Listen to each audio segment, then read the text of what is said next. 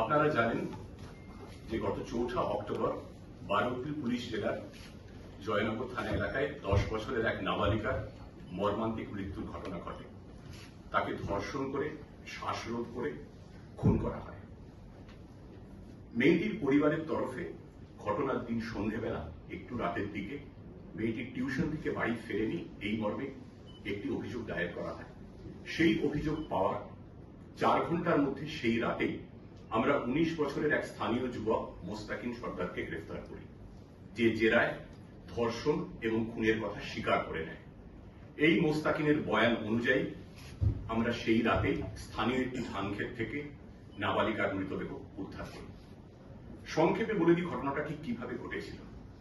মেয়েটি সেদিন দুপুরের পর একটু বিকেলের দিকে স্থানীয় যে মহিষবাড়ি বাজার আছে সেখানে একটা স্থানীয় কোচিং সেন্টারে এক শিক্ষিকার কাছে পড়তে গেছিল। সাধারণত রোজ সে হেঁটেই বাড়ি ফিরত টিউশন ছেড়ে, কিন্তু সেদিন হেঁটে বাড়ি ফেরার পথে এই মোস্তাকিন নামক এই যুবক মেয়েটিকে সাইকেলে করে তাড়াতাড়ি বাড়ি পৌঁছে দেওয়ার প্রস্তাব দেয়। মেয়েটি সরল বিশ্বাসে রাজি হয়ে যায়। এরপর মোস্তাকিন তাকে একটি নির্জন জায়গায় নিয়ে গিয়ে বলপূর্বক ধর্ষণ করে এবং তারপর তার মুখ চেপে গলা টিপে হত্যা করে। তারপর মেয়েটির দেহ একটি ধান খেতে ফেলে রেখে সে পালিয়ে যায়। এই ঘটনার পর পরিবারের মানুষ চেয়েছিলেন যে ময়না তদন্ত, নাবালিকার দেহের ময়না তদন্ত হোক কেন্দ্রীয় সরকারের অধীনস্থ কোনো হাসপাতালে এবং জুডিশিয়াল ম্যাজিস্ট্রেটের উপস্থিতিতে। পরিবারের সেই দাবিকে সম্পূর্ণ মর্যাদা দিয়ে পুলিশের তরফে স্বতঃপ্রণোদিত সুমোটো একটা অ্যাপিল করা হয় মহামান্য উচ্চ আদালত হাইকোর্টের কাছে, যাতে পরিবারের দাবি অনুযায়ী ময়নাতদন্ত হয়। মহামান্য আদালত সেই আবেদন মঞ্জুর করেন এবং তাদের নির্দেশ মতো এইমস কল্যাণীর ফরেন্সিক বিশেষজ্ঞরা নাবালিকার দেহের ময়নাতদন্ত কল্যাণীতে সম্পন্ন করেন। এই পোস্টমর্টমের রিপোর্ট থেকে আমরা জানতে পারি এক্সটার্নাল এবং ইন্টারনাল ইনজুরি মিলিয়ে মেয়েটির দেহে মোট 38টি আঘাতের চিহ্ন ছিল এবং পোস্টমর্টমে জানা যায় যে মেয়েটি গুরুতর যৌন নির্যাতনের শিকার হয়েছিল, যাকে মেডিকো-লিগাল পরিভাষায় বলা হয় অ্যাগ্রাভেটেড সেক্সুয়াল অ্যাসল্ট। মৃত্যুর কারণ বলা হয়েছিল asphyxia caused by manual strangulation, অর্থাৎ শ্বাসরোধ করে হত্যা। এই ঘটনার তদন্তে বারুইপুরের পুলিশ সুপার শ্রী পলাশ ঢালির নেতৃত্বে 9 সদস্যের একটি সেট বা স্পেশাল ইনভেস্টিগেশন টিম গঠন করা হয়। এই তদন্তের শুরু থেকে আমাদের একটাই লক্ষ্য ছিল যে যত দ্রুত সম্ভব যাবতীয় তথ্য প্রমাণ একত্রিত করে সংগ্রহ করে যত দ্রুত সম্ভব, যত তাড়াতাড়ি সম্ভব চার্জশিট কোর্টে পেশ করা। যেখান থেকে নাবালিকার দেহ উদ্ধার হয়েছিল সেই সময় সেখানে মোস্তাকিন সর্দারের উপস্থিতি ছিল। চার্জশিটে পেশ করার সময় আমরা একাধিক বৈজ্ঞানিক পরীক্ষার সাহায্য নিয়েছি। এক এক করে বলছি। যেখান থেকে নাবালিকার দেহ উদ্ধার হয়েছিল তার পাশে তার স্কুল ব্যাগ পড়েছিল, যে স্কুল ব্যাগ নিয়ে সে টিউশন পড়তে গিয়েছিল এবং আর বাড়ি ফেরেনি। সেই স্কুল ব্যাগে কিছু কাদা এবং চোর কাঁটা লেগেছিল। আমরা ওই ধান ক্ষেতের অন্যত্র কাদা এবং চোর কাঁটার নমুনা, যাকে আইনি পরিভাষায় ফরেন্সিক পরিভাষায় কন্ট্রোল আর্থ বলে, কাদা এবং চোর কাঁটা সংগ্রহ করেছিলাম এবং ব্যাগে লেগে থাকা কাদা এবং চোর কাঁটা এবং ওই একই জায়গার অন্যত্র থেকে সংগ্রহ করার নমুনা, এ দুটো আমরা ফরেন্সিক পরীক্ষায় পাঠিয়েছিলাম। প্রমাণিত হয়েছিল দুটো নমুনাই এক।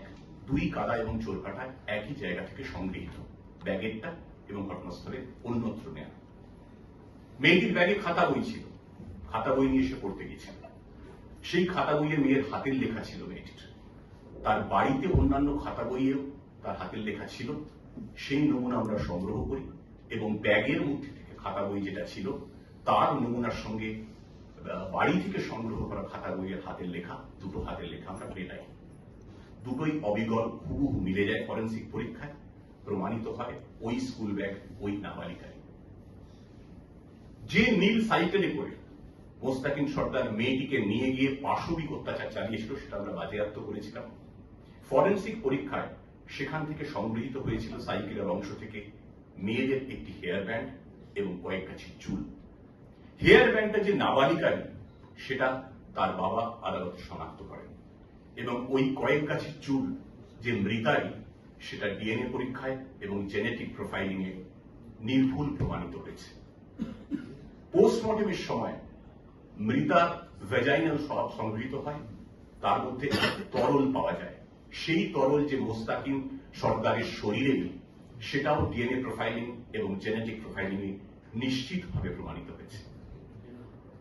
আরো একটি গুরুত্বপূর্ণ প্রমাণ ছিল, যে প্রমাণ সচরাচর তদন্তে ব্যবহার করা হয় না, কিন্তু এই মামলাটি এত গুরুত্বপূর্ণ ছিল আমাদের কাছে, আমরা সেই প্রমাণ ব্যবহার করেছি, সেই পরীক্ষাটা করেছি। সেটা হলো গেজ প্যাটার্ন অ্যানালিসিস। আমরা প্রত্যেকে, আপনারা যেখানে আছেন, এখানে যারা আছেন, আমরা আছি, আমাদের প্রত্যেকের হাঁটার, চলার, দৌড়নোর, সাইকেলে ওঠা, বাইক চালানোর একটা নির্দিষ্ট ভঙ্গি থাকে, একটা নির্দিষ্ট ছন্দ থাকে, একটা ইউনিক লোকোমোটিভ বিহেভিয়ার থাকে। এইটাকে বলা হয় গেজ প্যাটার্ন। আমরা মোস্তাকিম সর্দারের গেজ প্যাটার্ন অ্যানালিসিস করেছিলাম। কিভাবে? আগে আপনাদের বলেছি, আমরা তিনটে গুরুত্বপূর্ণ ফুটেজ পেয়েছিলাম। একটা এসে সাইকেলে করে হাঁটছে, পাশে সাইকেল সঙ্গে নিয়ে হাঁটছে, একটা এসে চড়ছে এবং একটা এসে মেয়েটির পিছু দিচ্ছে। যখন সে বারুইপুর সংশোধনাগারে এই অভিযুক্ত মোস্তাকিম ছিল, ফরেনসিক বিশেষজ্ঞ এবং জুডিশিয়াল ম্যাজিস্ট্রেটের উপস্থিতিতে তার গেজ প্যাটার্ন অ্যানালিসিস করা হয়। ওই নীল সাইকেলে তাকে হাঁটানো হয়, তাকে চড়ানো হয় এবং তাকে বলা হয় সাইকেল চালাতে। পুরো প্রক্রিয়ার ভিডিওগ্রাফি হয়।